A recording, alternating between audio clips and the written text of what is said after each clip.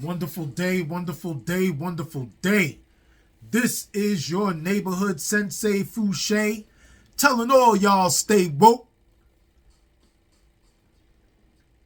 Relax and take notes. The power of now. Eckhart Tolle. First name spelled Eckhart. Last name Tolle. The power of now.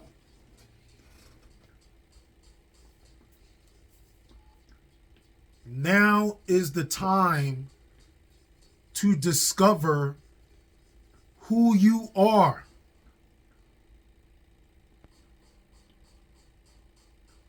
And know if you truly have the fortitude into the statement of wanting to find love.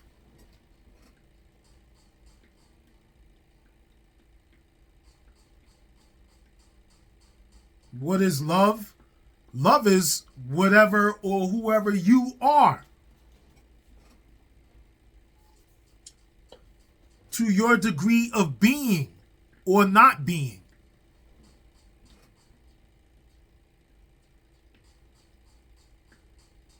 So if you don't know your being, then you don't know or will not find love. But if you were to be, then love was to be seen and discovered and understood, and it will connect because it's everywhere and it's all around you when you choose to engage. Engage.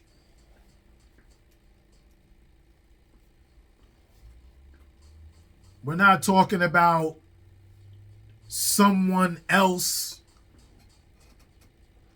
Well, engagement means, to put a ring on someone's finger and make a commitment. Now, where do the problems lie? When you don't commit to yourself.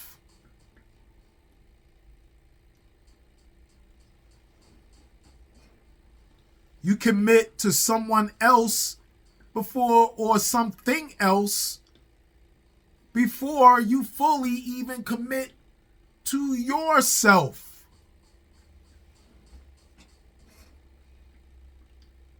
You are putting your energy and belief into something outside of you. You give your power to something else instead of keeping it in yourself and then letting it energetically flow in radiation towards others. In enlightenment. In enlightenment, a guide to spiritual enlightenment, a guide to spiritual enlightenment, the power of now.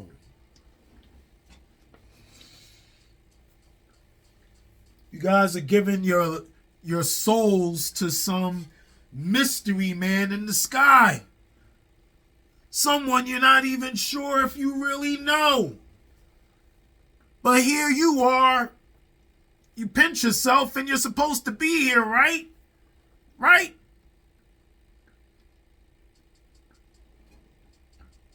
Do you really know who you are? Of course not. That's why you're miserable, confused, still looking and searching for something else before discovering who you are and where you're at. Where are you? Who are you? Tell me. Tell yourself. Who are you? I know who I am. I asked myself that question because I got tired of scratching my head. I'm going to create a scab. There's nothing left. More damage? No, thank you. Not interested. Things that make sense instead outside of the nonsense.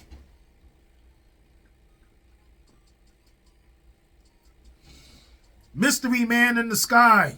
Jesus. Jesus, please save me. You need Jesus. Where he at?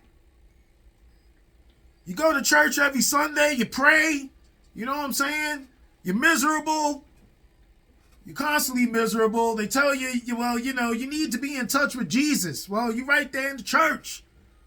You're giving all your soul, your full-hearted attention to Jesus, the Son of God. You give tithe. You give all your money, your valuables, your time to something else. You're worshiping something else.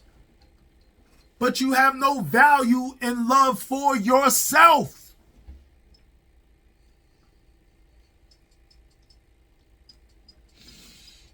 All right.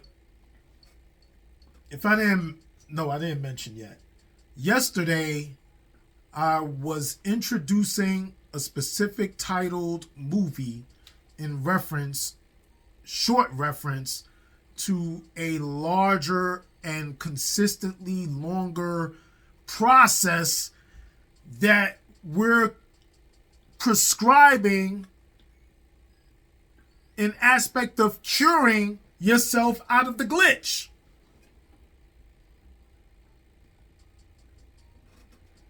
There's a glitch. Somebody threw you a virus. Your programming is messed up. Infected. And you know it.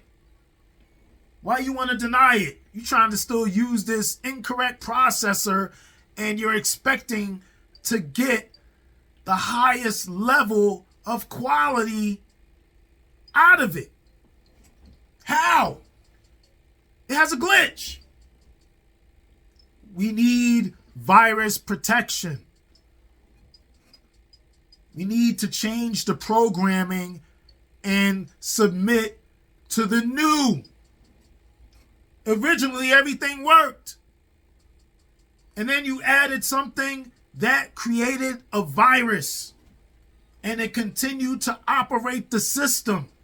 And you don't know, it's been so long, you don't even know how to get out of it. You don't even know how to fix it. You're giving all your power to something and other people and things when you have no power for yourself. You're drained. It's diluted. You ain't even whole no more. You diluted. It's like, you know what I'm saying?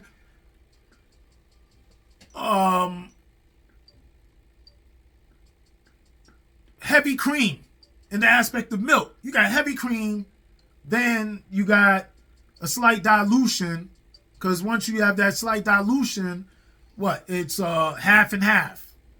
Then you go to whole milk, right? 2%, 1% skim. Basically all watered down. You are all watered down right now. So, the invention of lying. I started to play this yesterday, and feedback told me that it may have not been as audio clear as need be, or to a greater degree, due to slight distraction and interference of two cross-related audio, or two audios kind of clashing. So, put that on pause for a minute and focus on this Invention of Lying. This is a film that came out, let me see if I could see the year, because I'm just going to give you a loose timetable of when it dropped. 2009. So we in 25, so what? That's 15 years ago? 16 years ago. Yeah, 16. Yeah. In a world where the human race has never evolved the ability to lie, in a world where the human race has never evolved the ability to lie, a man who suddenly discovers how will change the world. With this superpower, he could get anything he wants. Well, nearly everything. Not really, because his insecurities, they never go. And when people realize that he created a whole fib, not only on who he is, what he understands, and what he represents, people were very questionable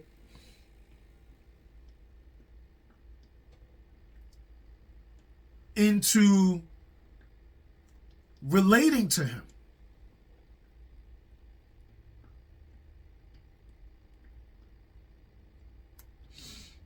So this man's mom was in distress of about to die. And in his emotional processing of his mother's strong identification into fear and the unknown and living in worry and not having trust and minimizing the moment of now, in his emotional, over-emotional processing, in the direction of immaturity, he created and fabricated a world where everything was okay.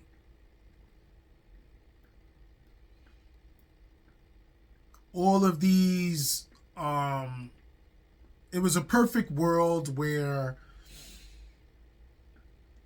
everyone was rich, everyone was healthy, all your loved ones that passed away are safe.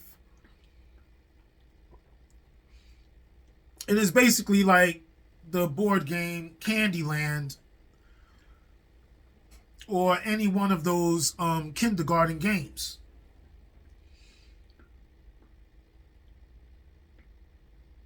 He sells this myth of this world where this superhuman controls everything and everybody. And because of him, everybody exists or re-exists in this world, and you have all your wants and desires, and everything is beautiful. And in temporarily easing his mom's displeasure,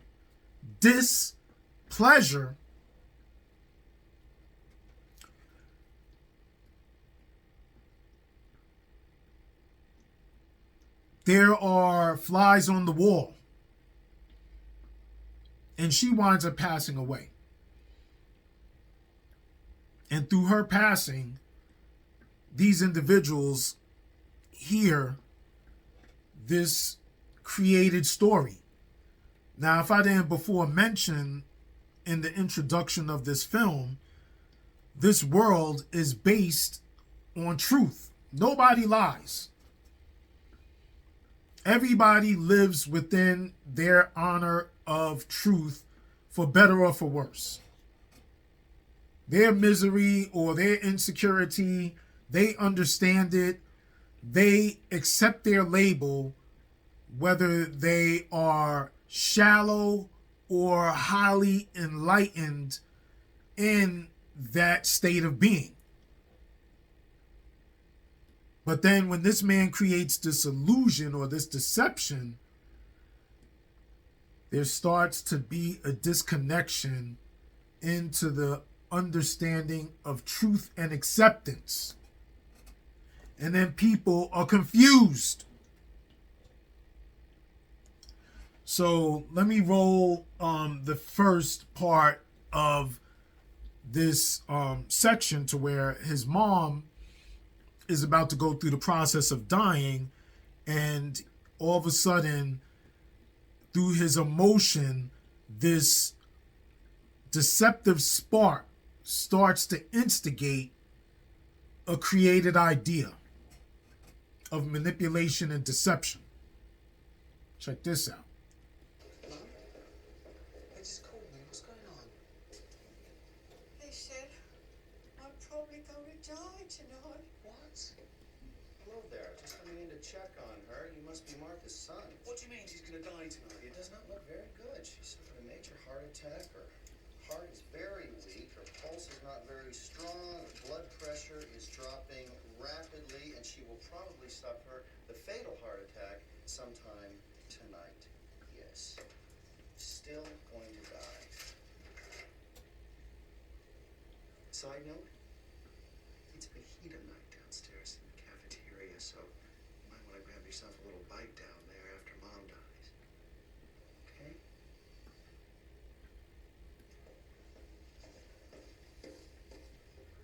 I'm so scared, Mark. People don't talk about it, but death is an horrible thing. One minute you're alive, and then just like that, it's all gone. This is it, Mark. A few more hours like this, and then an eternity of nothingness. She's thinking about the future, something she has no clue about. Yes.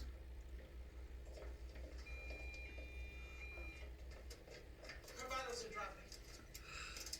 I'm so frightened.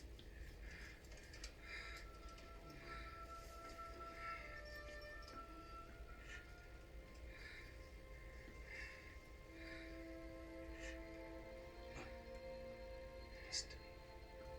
Listen carefully. You're wrong about what happens after you die.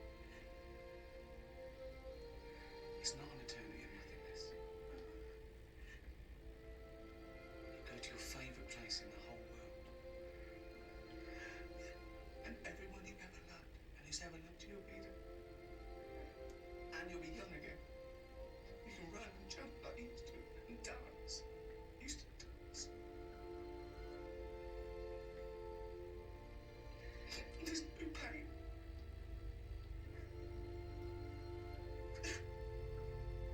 Just love.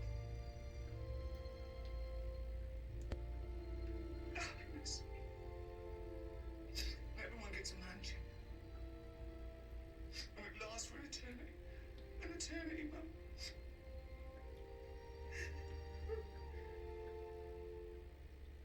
Say hello to Dad for me. Tell him I love him.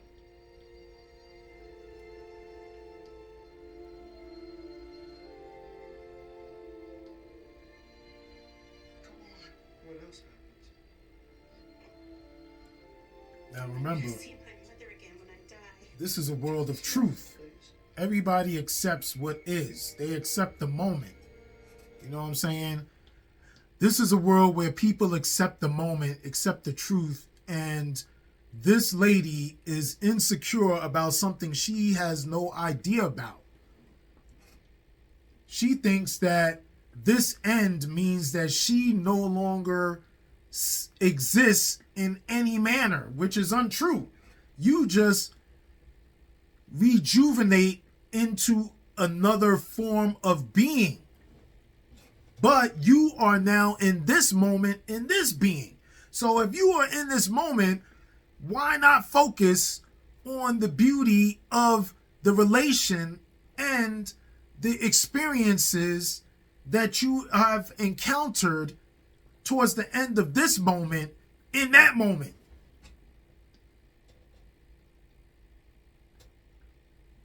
Right? What is. But if you can't accept what is, and then you create something else that maybe isn't to be, you setting yourself up for disappointment by creating an unrealistic or fabricated expectation.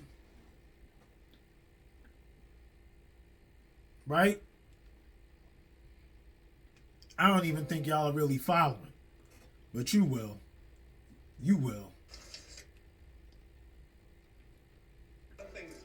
Now hold up a second. You gotta get to this next part. Because, now people in the hospital caught on to this fabricated story in this world where everybody acknowledges and accepts truth, right? So he created this myth and this story, and everybody believes him because nobody lies. I guess you heard about the stuff that I told my mum the other night while you're here. I know some things, some very important things about what happens to you after you die. Everything you need to know is written on these pizza boxes.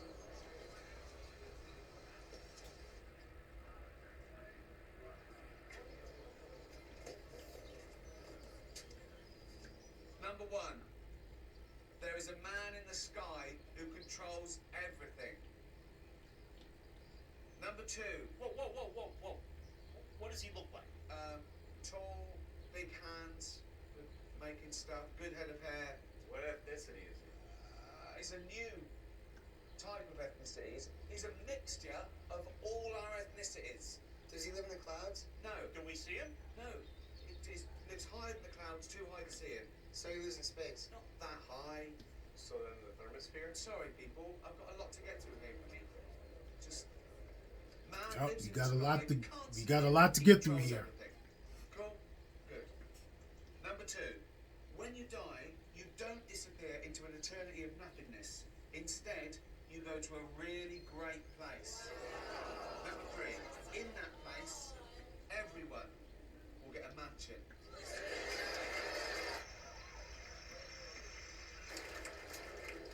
What kind of mansion? The best mansion you could think of. I was thinking of a horrible mansion. Well, no, it's the best mansion you could ever think of. Not the one you're thinking of right now, but ever. Whatever the best mansion is you like, that's the one you're going to get. Number four, when you die, all the people you love will be there. Will they have their own mansions? Yeah, of course. Everyone gets a mansion. What if I want them to live in my mansion? Well, that's fine. They leave their mansion there. Come and live with you, won't they? What happens to their mansion? I don't know. It goes back on the market. Can we... Number five. When you die, there will be free ice cream for everyone. All day and all night. Whatever flavours you can think of. Even bad flavors? Why would you think of bad flavours? You just said every flavor I could think of. Oh, no. I just thought of vanilla and skunks. Well, don't eat that then. I just thought the chocolate sauce was diarrhea. Well, don't put that on the ice cream then. What is the matter with you people? Can we... Please, number six.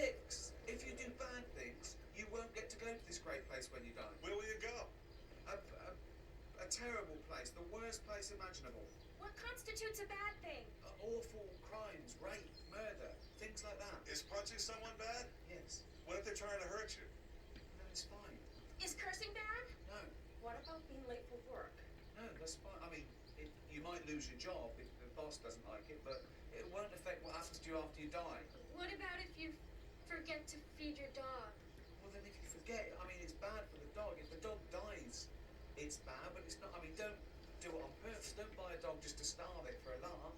But, I mean, If I do just one bad thing, do I go to that bad place? no. You get 3 chances. 3 bad things, and you're out. Like baseball. Like baseball. So, then you There's no moral code. There's no moral compass. No! We have to know everything that's bad.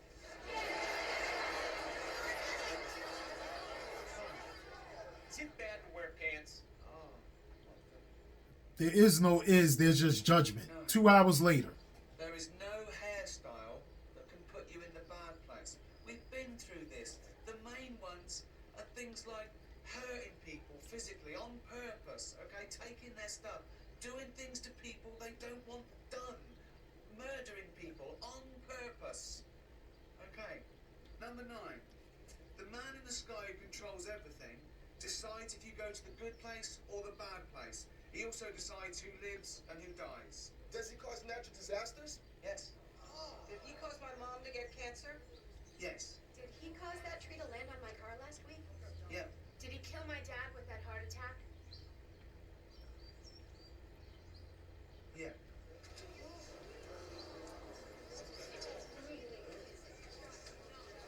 I say fuck the man that lives in the sky. Yeah, that guy, see? That guy's a coward, hiding up there doing bad things to us. Why doesn't he do it to our faces? We have to stop that evil bastard before he kills us all. It's something else's fault for their misery. Listen. The man who lives in the sky and controls everything is also responsible for all the good stuff that happens. He's the guy that saved my life on that fishing trip when the boat capsized? Yes. Did he capsize the boat? Yeah. He killed my grandmother and left me those millions of dollars? You bet yes. So he's the one who cured my mom's cancer. Yeah.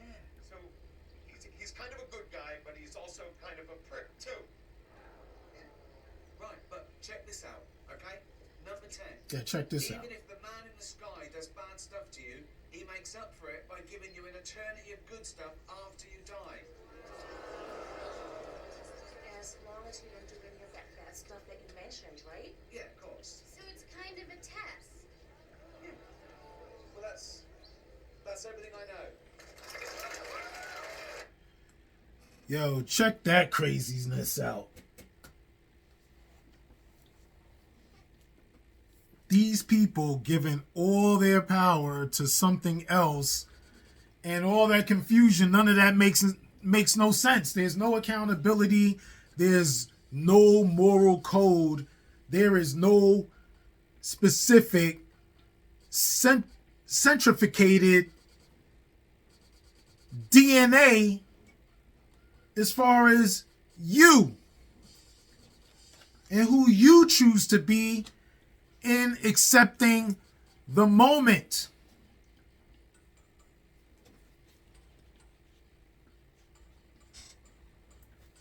Wishing, hoping for things that you have no idea or possibility or probability, or there's really no specific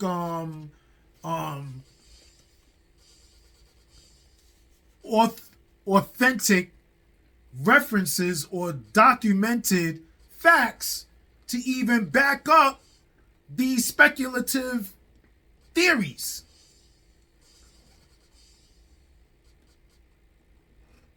So let's get back into some reading, you know what I'm saying? Because, this Adlerian Psychology, this is the new. And our minds need to be reprogrammed into valuing ourselves. in the last chapter, or the last conversation, where I ended was that the mind is essentially a survival machine, attack and defense against other minds, gathering, storing, and analyzing information. But it is not at all creative. All true artists, whether they know it or not, create from a place of no mind, from inner stillness. Emotion arises at the place where mind and body meet. It is the body's reaction to your mind. Or you might say, a reflection of your mind in the body. For example, an attack thought or a hostile thought will create a buildup of energy in the body that we call anger. The body is getting ready to fight. The thought that you are being threatened physically or psychologically causes the body to contract.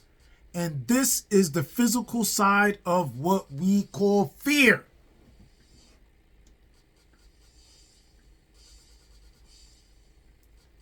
You are focused on the validation of others and what they think of your image as opposed to what you know you are.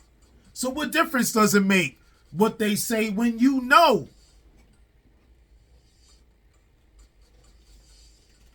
Why should it matter? Just in you being what you be, and when it radiates to the highest degree, that's the validation. It doesn't need any verbal commitment or validation. It just is. And when it is known to be. The more you are identified with your thinking, your likes and dislikes, judgments and interpretations, which is to say, the less present you are as the watching consciousness, your non-judgmental and being self, the stronger the emotional energy charge will be. You are aware of it or not, whether you are aware of it or not. When you are less present in being the observer and more into the superficial thinking, you will easily be aroused vehemently without even, it's just instinct. Instinctively, you just gonna jump off because you the puppet being controlled by the puppet master, which is the joker or the clown. You are the clown being controlled by the manipulator.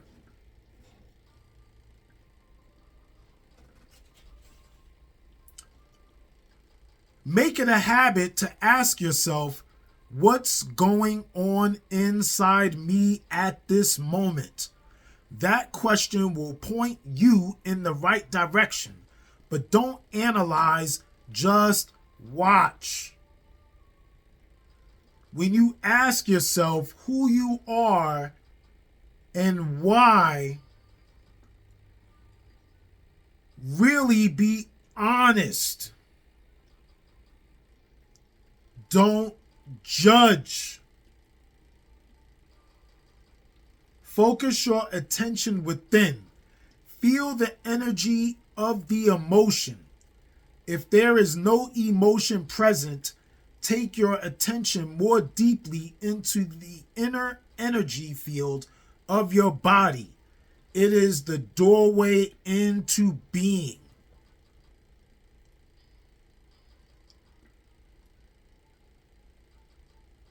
if you are deeply disgusted by your thinking and your action by choice, by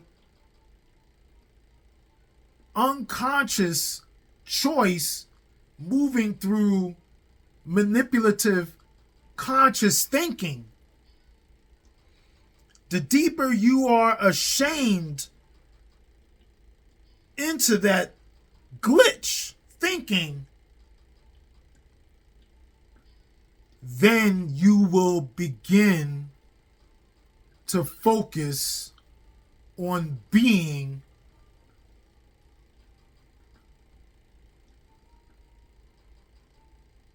instead of hypocritical.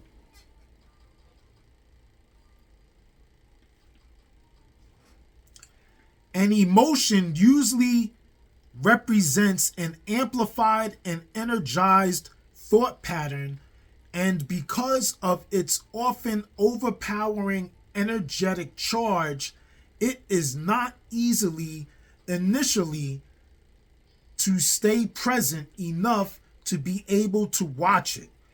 You are so much in autopilot and regularity into your insecure responses that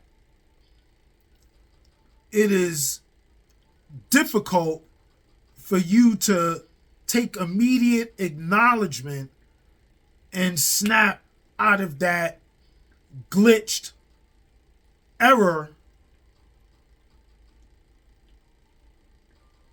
and that virus that is deeply rooted into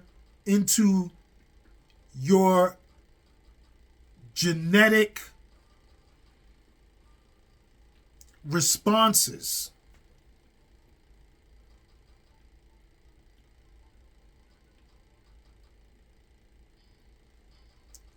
It wants to take you over, and it usually succeeds unless there is enough presence in you, enough deep notice in the moment that the glitch is a problem. Instead of validating and accepting what the procedure in the consistent processing has always been, moving forward into the same circled results. If you are comfortable more in being angry than being conscious, then you must be comfortable into being miserable. You enjoy being hateful instead of loving. You say you full of love. You putting love out there. Nah.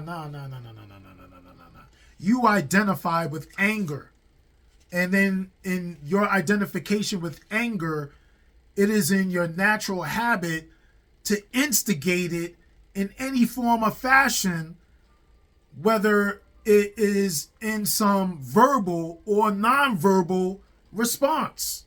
It's your instinct. If you are pulled into unconscious identification with the emotion through lack of presence, which is normal, the emotion temporarily becomes you over and over and over and over. All emotions are modifications of one primordial, undifferentiated emotion that has its origin in the loss of awareness of who you are beyond name and form. You're more than whatever your name is. What is your moral foundation? What is the code that you stand on in your so-called response to love, What does love define for you? And if you define love in a specific manner, why don't you live it and be it before you try to create the expectation of someone else living up to that unvalidated statement that you don't even live by?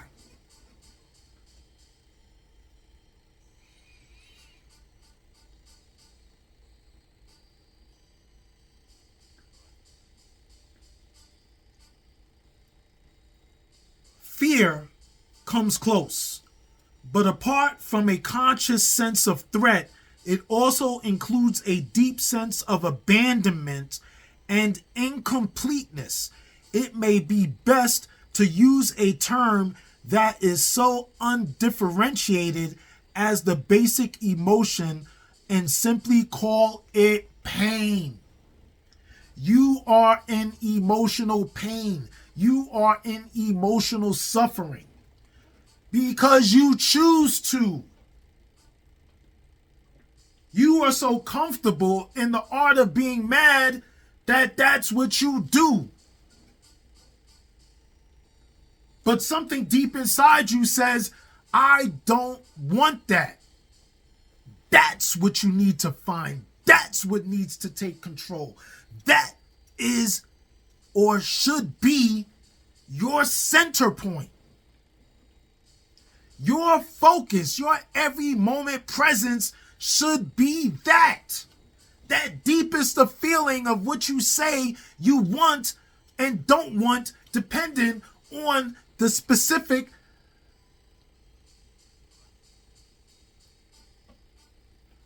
perception. Imagine a chief of police trying to find an arsonist when the arsonist is the chief of police.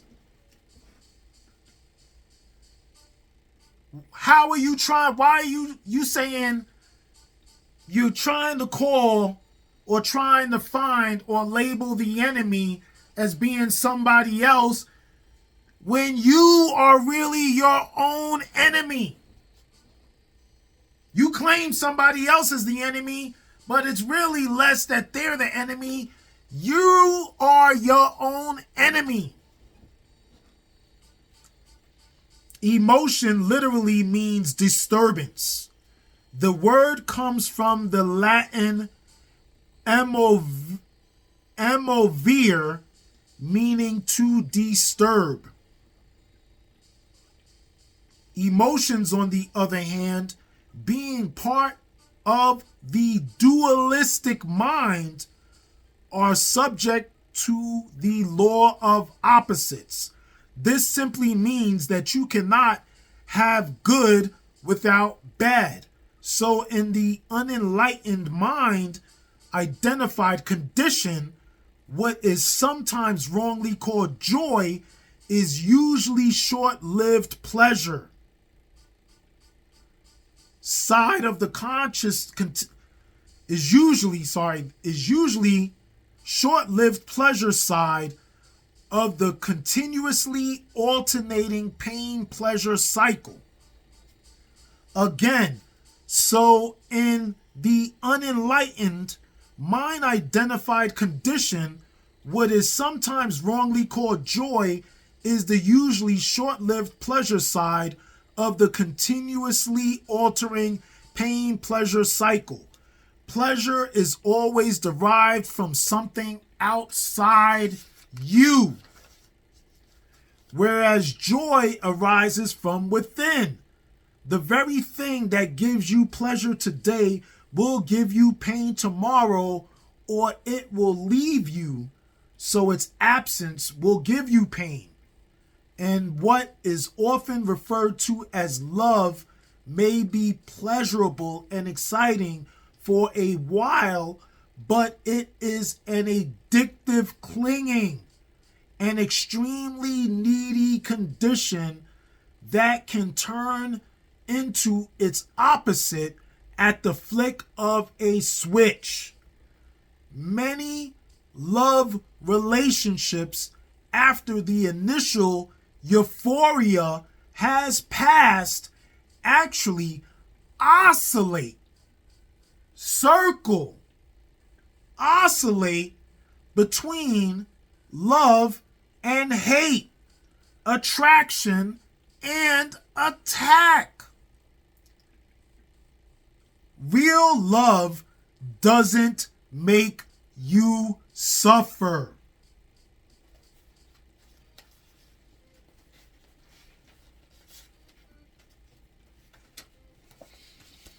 All cravings are the mind seeking salvation or fulfillment in external things and in the future as a substitute for the joy of being. As long as I am my mind, as long as I am that character, I am those cravings, those needs, those wants.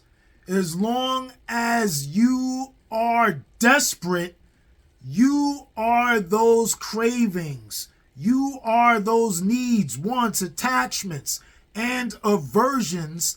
And apart from them, there is no I, except as a mere possibility and an unfulfilled potential, a seed that has not yet sprouted.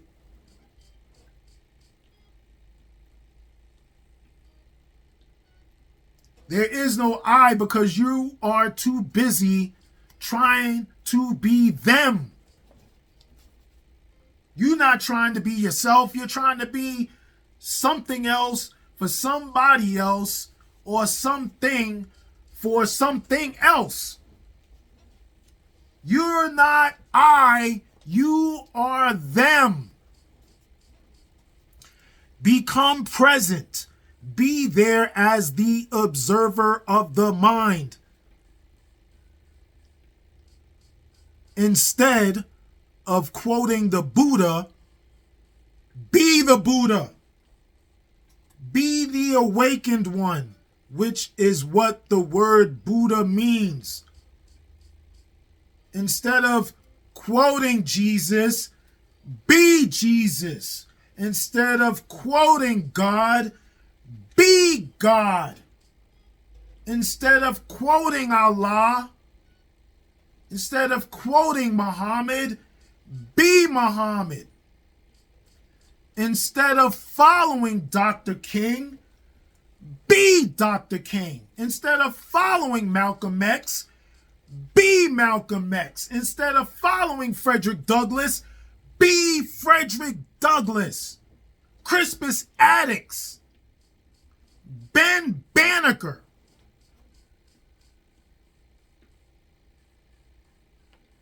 Instead of trying to be, instead of trying to be someone else, be.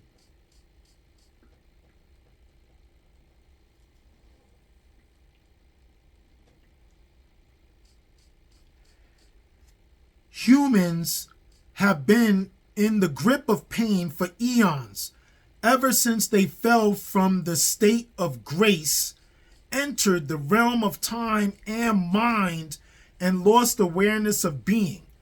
At that point, they started to perceive themselves as meaningless fragments in an alien universe, unconnected to the source and to each other. Pain is inevitable as long as you are identified with your mind.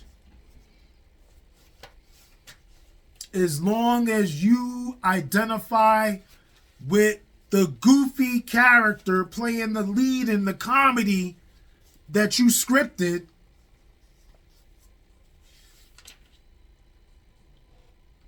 then that's what you're going to continue to resonate and manifest in your happenings. It's that simple. You're not focused on your present. You're focused on the present of others. You're putting yourself to the back burner instead of focusing on you in the moment, now. We just finished covering the full chapter 1 into this phenomenal scripture of reference into finding out where are you now. Scooby-Dooby-Doo, where are you? Where are you? Where are you? I know where I'm at. I am here right now dropping this gospel, these gems, this liquid, this physical liquid on you right now. That's where I'm at. I'm here right now. Where Jesus at? Is he talking to you? Because you can hear my voice, but someone tells you that Jesus is talking to you. Where's he at? I'm not Jesus. I'm Sensei Fouché. And I'm here right now. I ain't trying to be Jesus. I don't want to be Jesus. I don't know who he is. I know who Sensei Fouché is, and I'm here right now. Who are you? And where are you at? We still got more. And tomorrow is another day with your Sensei Fouché.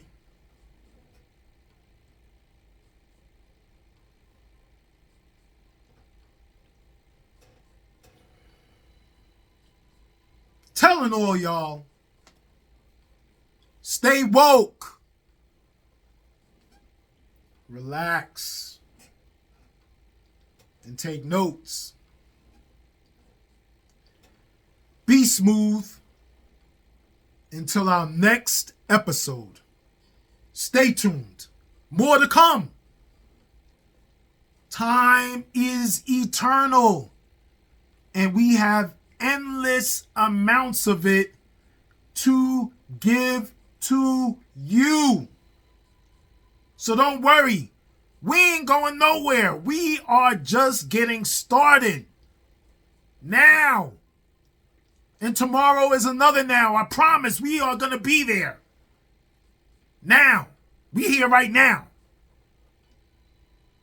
Stay woke. 1.